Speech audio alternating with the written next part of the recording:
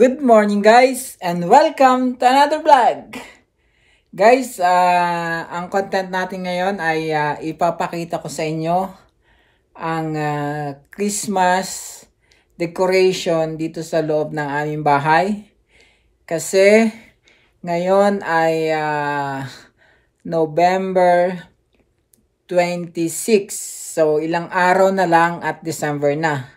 So, gumawa na ang sister ko ng Christmas decoration dito sa aming bahay para sa Christmas 2021.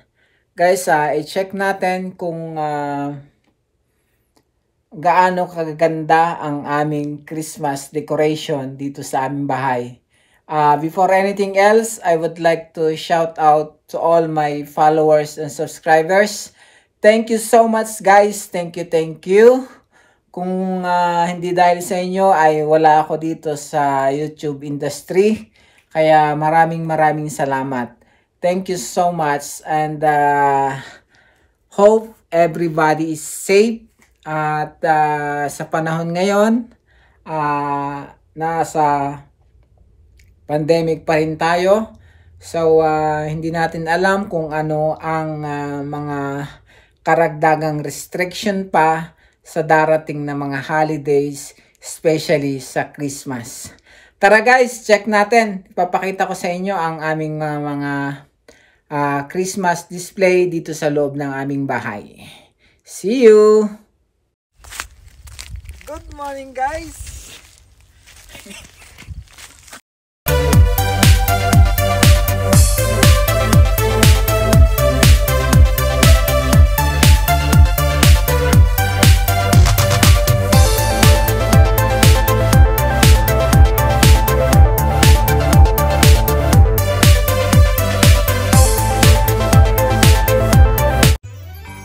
Ito guys, meron na kaming ang tawag dyan, ano ba? Hindi ko lang alam ang tawag dito, basta yan yung pang Christmas na bulaklak of flower. Ayan. Ayan yung display dito sa loob ng bahay. Yung halaman, mga indoor plants. Ito. Ayan. So, ito ang pinakabida dito. Ayan na guys, mayroon na kaming Christmas tree. Ayan o, ang ganda ng Christmas tree. Kita nyo yung Christmas tree namin. So sa baba niyan, pagti pa lang yung mga gift. So busy pa ang lahat sa work. Kaya wala pa kaming nabibiling mga Christmas tree para sa lahat. Ayan. Get closer. Ayan guys ang aming Christmas tree. Diba? Ang size niyan ay mga 7.5 to 8 feet.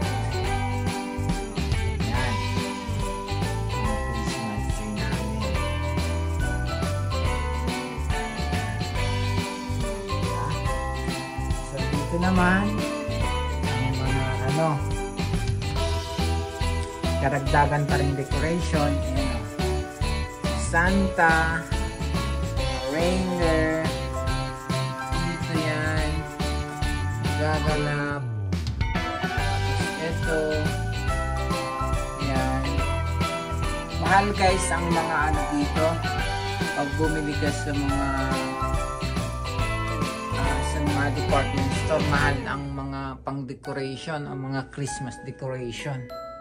So ayan siya. So ayan siya sa may, yung taas niyan is yung aming TV. So dito ayan. So tapos dito sa loob ng aming firelights ay ginawa niyang Belen.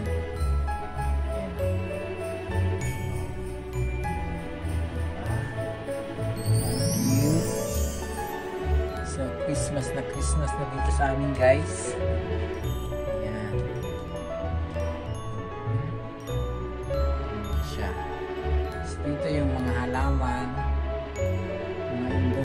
ornaments. Yan. So dito naman sa may bintana, so mayroon siyang Christmas village. Yan. Iba't ibang uri ng ng bahay, mga palasyo. Cute. Merry Christmas to everyone. God bless.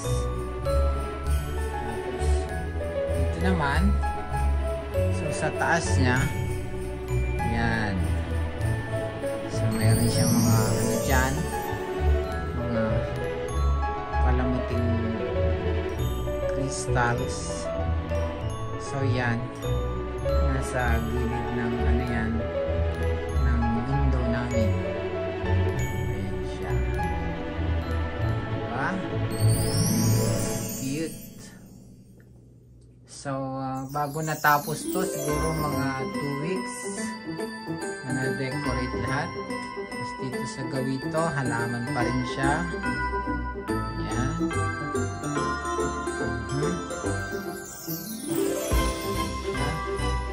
Tapos ito pa yung ibang balls. Ayan. Iba pa rin guys ang celebrate ng Christmas sa Pilipinas. Unlike sa mga Western country. Ito pa rin talaga ang Christmas Pinas. Dito may mini Christmas tree.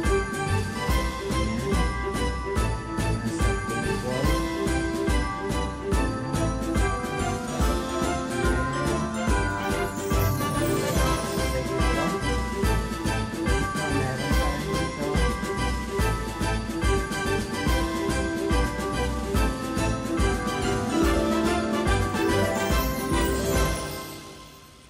Christmas display.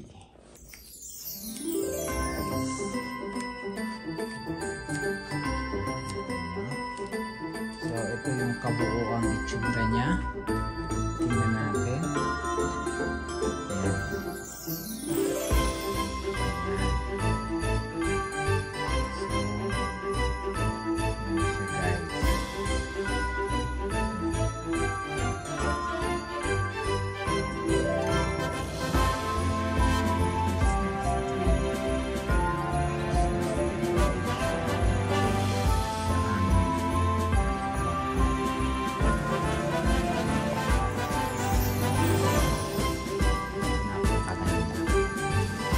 Dito naman sa aning lamesa, meron din dyan decorations.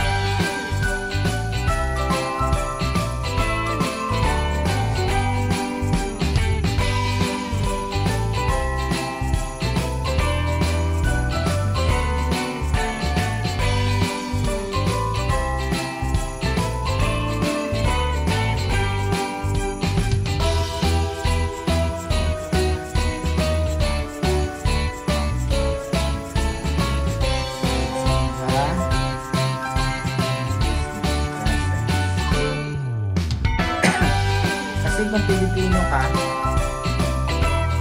tapos walang display yung bahay mo, so parang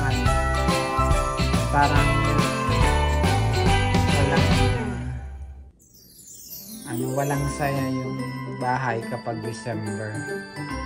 So kaya sa loob ng bahay ng mga Pilipino, even doon sa mga ilan ng mga westernized, so meron talagang na display na for Christmas. So ayun guys, tapos sa ano naman, sa labas, meron kami mga decoration din. Okay? Tara guys, pakita ko sa inyo.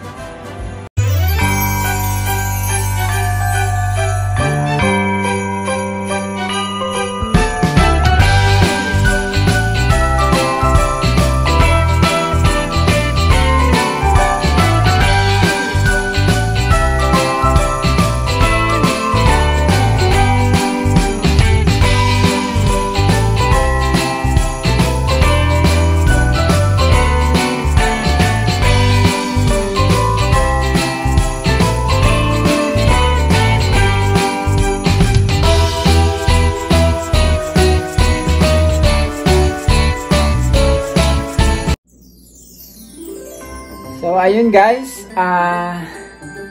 sana nagustuhan nyo ang video na to. Paki-like and subscribe na rin. Kung hindi ka pa nakaka-subscribe sa aking channel, please like, share, and subscribe. Parang tulong na rin nyo sa katulad ko na nagsisimula pa lang as YouTuber.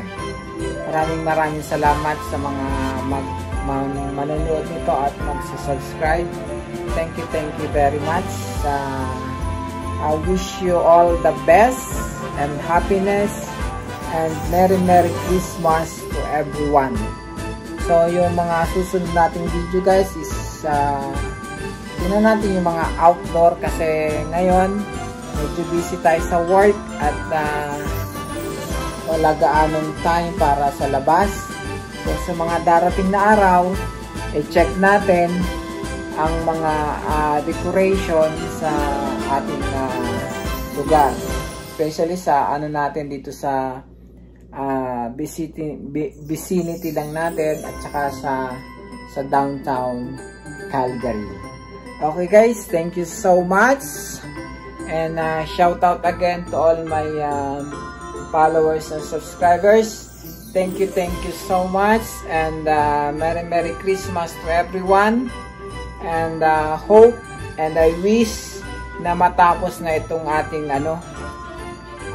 worldwide pandemic kasi ang hirap na ng panahon, ang hirap na, napakahirap na dito rin kasi sa aming lugar, napakatataas na ng mga bilihin, apektado na, especially nagkaroon pa ng mga flooding sa BC. So naputol ay yung mga tulay at mga release ng tren. So apektado yung mga supply ng mga goods sa mga market.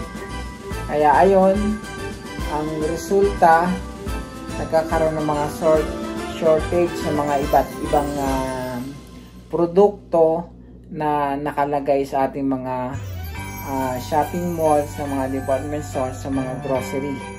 So hoping everyone is safe and maging masaya ang darating nating Christmas. Thank you so much guys, and God bless everyone. Bye bye.